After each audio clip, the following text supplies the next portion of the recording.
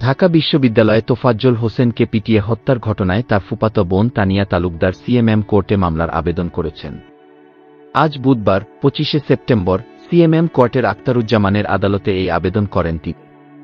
তবে এ ঘটনায় শাহবাগ থানা আরেকটি মামলা থাকায় আপাতত এই মামলার তদন্ত কার্যক্রম স্থগিত থাকবে বলে জানিয়েছেন আইনজীবী জিয়াউর রহমান। আগের মামলাটির তদন্ত সাপেক্ষে তোফাজ্জল পরিবারের মামলাটি সচল হবে।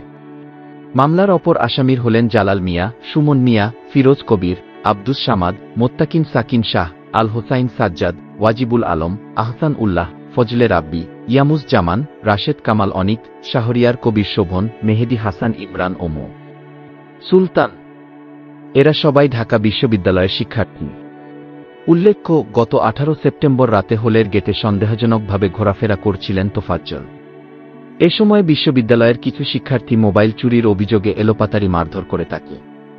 পরবর্তীতে হলের ক্যান্টিনে নিয়ে তাকে খাবার খাওয়ানো হয়। পরে আবারও গেস্ট রুমে নিয়ে উচ্ছৃঙ্খল কিছু ছাত্র তাকে বেধড়ক মারধর করলে তোফাজ্জল অচেতন হয়ে পড়ে। পরে হাসপাতালে নিলে চিকিৎসক তাকে মৃত ঘোষণা করেন। তোফাজ্জলের বাড়ি বরগুনার পাথরঘাটা উপজেলার কাঁঠালতলী ইউনিয়নে।